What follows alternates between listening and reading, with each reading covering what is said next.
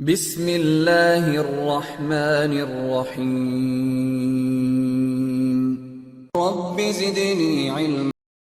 بسم اللہ الرحمن الرحیم الحمد للہ رب العالمین والصلاة والسلام علی اشرف الانبیاء والمرسلین وعلی آلہ واصحابہ اجمعین ومن تبعہم بإحسان الی یوم الدین، اما بعد۔ محترم ناظرین و سامعین اور ہمارے اس یوٹیوب چینل اسٹوڈیو اسلام سے ہم آپ کے سامنے کچھ باتیں اس سے بھی پہلے سنت کے متعلق رکھے تھے، آج بھی سنت ہی کے متعلق کچھ باتیں ہم آپ کے سامنے رکھیں گے۔ اللہ تعالیٰ سے دعا کرتے ہیں اللہ ہمیں جس طرح سے کہنے کی توفیق دے رہا ہے ایسے ہی ہمیں بھی اور آپ تمام حضرات کو عمل کی بھی توفیق نصیب فرمائے۔ سنت کے متعلق کتاب و سنت میں بہت ساری فضائل اور اس کے احکام اور تاکید بیان کی گئی ہے۔ ہمارے بعض سلف کہا کرتے تھے، بڑی عجیب سی بات کہتے تھے، السنت کو سفینۃ نوح، اس سنت جو ہے اس سفینہ نوح کی مثال ہے۔ بہت پیاری تشبیہ دی، جیسے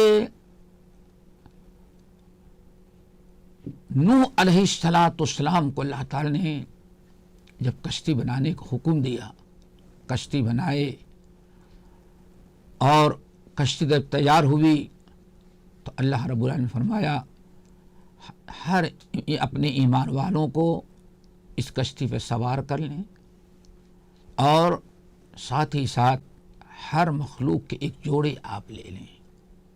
بیٹھا لیا اور طوفان آنا شروع ہوا۔ پانی بھی اللہ نے بادل کو حکم دیا، اے بادل پانی اڈیل دے، اور زمین کو حکم دے کہ پانی اگل دے۔ فَالْتَقَى الْمَاءُ عَلَىٰ أَمْرٍ قَدْ قُدِرَ، اللہ فرماتے ہیں فَالْتَقَى الْمَاءُ عَلَىٰ أَمْرٍ قَدْ قُدِرَ، اوپر کا پانی جو نیچے زمین پر آ رہا تھا اور زمین کا پانی جو ابل رہا تھا، دونوں مل گئے اور پوری قوم اسی میں ہلاک و برباد ہو گئی۔ نوح علیہ السلام کی کشتی جب چلنے لگی اور پانی بڑھتا جا رہا تھا، نوح علیہ السلام نے اس موقع پر اپنے بیٹے سے کہا، بیٹے یا بنی ارکب معنا، بیٹے آ جا میرے پاس، ابھی سوار ہو جا میرے پاس۔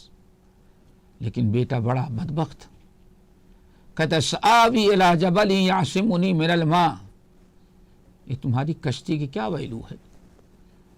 اتنے زوردار طوفان آ رہا ہے، کہیں بھی پتھر کے چٹان سے ٹکرائی تو آپ کی ساری کشتی جو ہے اس کے ریزے بکھر جائیں گے، آپ اپنی خیر بنائیں۔ سآوی الی جبل، ایک پہاڑ کی چوٹی، اس چوٹی پر میں چڑھ جاؤں گا، یعصمنی من الماء، اور پہاڑ کی چوٹی سے پانی ٹکرا کر کے واپس لوٹ جائے گا اور ہم پہاڑ کی چوٹی سے بچ جائیں گے، یہ کہہ کر کے انکار کیا۔ لیکن لا عاصم اليوم من امر اللہ، اللہ کے نبی نوح علیہ السلام نے حکم دیا کہ نہیں، آج وہی شخص نجات پائے گا جو اس ہماری کشتی پر سوار ہے۔ آخرکار بیٹا غرق ہو گیا، موج آئی، باپ اور بیٹے کو جدا کر دیا۔ نوح علیہ السلام اپنی آنکھوں سے یہ دیکھ رہے تھے کہ بچہ ہمارا ڈوب رہا ہے۔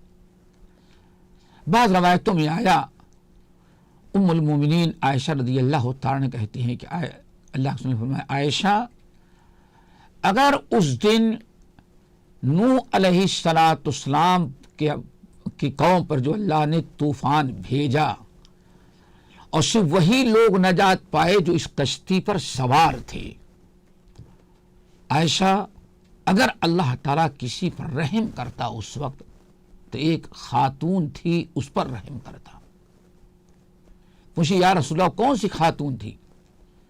کہتے ہیں دودھ پیتا ہوا بچہ تھا گود میں، پانی جب بڑھنے لگا تو بھگی بیچاری، جہاں جاتی پیچھے پیچھے پانی پہنچ رہا ہے، یہاں تک کہ پہاڑ کی چوٹی پہ چڑھ گئی اپنے بچے کی جان بچانے کے لیے.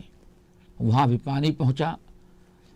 اپنے بچے کو جان بچانے کے لیے اوپر اٹھاتی جاتی ہے لیکن پانی بڑھتا جا رہا ہے. عائشہ طوفان نوح میں کشتی پر بیٹھنے والوں کے علاوہ کسی کو نجات نہیں. موج آئی اور ماں بیٹے دونوں کو موج لے کے چلی گئی. ایک بہت بڑا مقولہ بن گیا ہے سفینۃ نوح کہ نجات کا دریا. سنت جو ہے اس سفینہ نوح کے مانند ہے. یعنی جو لوگ نوح علیہ السلام کی کشتی پر سوار ہوئے وہی نجات پائے، اور جو کشتی پر سوار نہیں ہوئے، چاہے ان کی بیوی ہو یا ان کا بیٹا ہو، سب غرق ہو گئے. ایسی ہی سنت رسول صلی اللہ علیہ وسلم کی مثال ہے. جس انسان نے مپندار سادی کی راہ صفا تواجد برپے مصطفیٰ. شیخ سعدی رحمۃ اللہ علیہ کہتے ہیں اسی کہاوت کو کہ اب قیامت تک آنے والا انسان اسی کی نجات ہو سکتی ہے جو نبی صلی اللہ علیہ وسلم کی سنت پر عمل کرے. فمن عمل بها فقد نجا. جس نے نبی صلی اللہ علیہ وسلم کی سنت پر عمل کیا، اپنایا، اپنے گفتار کردار اپنے اعمال میں اس کو داخل کیا، فقد نجا، وہ تو نجات پا گیا. لیکن جس نے محمد صلی اللہ علیہ وسلم کی سنت کو ترک کر دیا، وہ انسان ہلاک ہو جائے گا، نہیں بچ سکتا. ہمارے سلف اتباع سنت کی ضرورت اور مثال دیتے تھے. تو ہم تمام بھائیوں سے بہنوں سے یہ اپیل کرتے ہیں کہ اگر نجات ہم چاہتے ہیں تو ایک ہی راستہ ہے، اتباع سنت. رسول اللہ صلی اللہ علیہ وسلم کی سنت پر عمل کریں. اور سنت عبادات سے لے کر کے معاملات تک، صرف نماز تک سنت نہیں. ادخلوا فی السلم کافہ، دو رنگی چھوڑ دے، ایک رنگ ہو جا، سراسر موم ہو جا، سنگ ہو جا. سچے رسول صلی اللہ علیہ وسلم کے متبع بنے، آپ کی سنت پر عمل کرتے رہیں. اور جب سنت پر عمل کریں گے جبھی انسان کو نجات ملے گی، اور یہی کامیابی کی راہ ہے. لیکن لوگوں نے آج سنت سے بہت ہی زیادہ بے راہ روی اور بے رغبتی اختیار کی. آج رسول اللہ صلی اللہ علیہ وسلم کی سنت کو چھوڑ کر کے اور کے طریقوں کو اپنانا ایک مسلمانوں کو وتیرہ بن گیا ہے. مسند احمد بن حنبل کی اس روایت پر غور کریں دوستو کہ آج سنت کو ہم نے چھوڑا تو کیا کیا ہمارا انجام ہو رہا ہے. نبی صلی اللہ علیہ وسلم نے ارشاد فرمایا، مسند احمد بن حنبل کی روایت، کہ پوری دنیا اور آخرت کی کامیابی اللہ نے میری اتباع میں رکھا ہے. اور آگے وَجُعِلَ الذُّلُّ وَالصَّغَارُ عَلَى مَنْ خَالَفَ أَمْرِي. اور جو میری سنت کو ترک کر دیا، سنت کی مخالفت کرتا ہے، سنت کو نظر انداز کر دیتا ہے، تو جُعِلَ الذُّلُّ وَالصَّغَارُ، ذلت اور رسوائی، پسپائی اللہ تعالیٰ اس کے اوپر مسلط کر دیتے ہیں. آج محمد صلی اللہ علیہ وسلم کی سنت کو چھوڑنے کا یہ انجام ہے جو آج ہمارے سامنے ہم سب کو نظر آ رہا ہے. اگر ہم سنت کی اتباع کرتے، محمد صلی اللہ علیہ وسلم کے طور طریقے کو اپناتے، سنت کو حفظ جان بناتے، تو آج شاید ہمارا وہ حشر نہ ہوتا جو امت کا ہو رہا ہے. اور یہ رب العالمین کا فرمان ہے. سورۃ نور کی آیت اللہ تعالیٰ فرماتے ہیں فَلْيَحْذَرِ الَّذِينَ يُخَالِفُونَ عَنْ أَمْرِهِ أَن تُصِيبَهُمْ فِتْنَةٌ أَوْ يُصِيبَهُمْ عَذَابٌ أَلِيمٌ. اللہ فرماتے ہیں جو ہمارے نبی کی سنت سے اعراض کرے گا، دو عذاب اس پر مسلط ہوں گے. کتنی خطرناک چیز. آج ہم سب کی سنت ہمیں اچھی لگتی ہے، بدعتوں میں مزہ آتا ہے، لیکن اس سنت پر عمل کرنے میں مزہ نہیں آتا۔ اگر اسی ایک آیت کو آپ سامنے رکھیں، فَلْيَحْذَرِ الَّذِينَ يُخَالِفُونَ عَنْ أَمْرِهِ، جو لوگ ہمارے نبی کی سنت کی مخالفت کرتے ہیں، اللہ فرماتے ہیں ابھی ان کو ہم چانس دیتے ہیں اپنی حرکتوں سے باز آ جائیں۔ یہی اللہ کا بڑا کرم ہے۔ ہم سے گناہ ہوتا ہے تو اللہ ایک ہی دن میں ہمارے اوپر عذاب مسلط نہیں کرتے، ہمیں ہلاک نہیں کرتے۔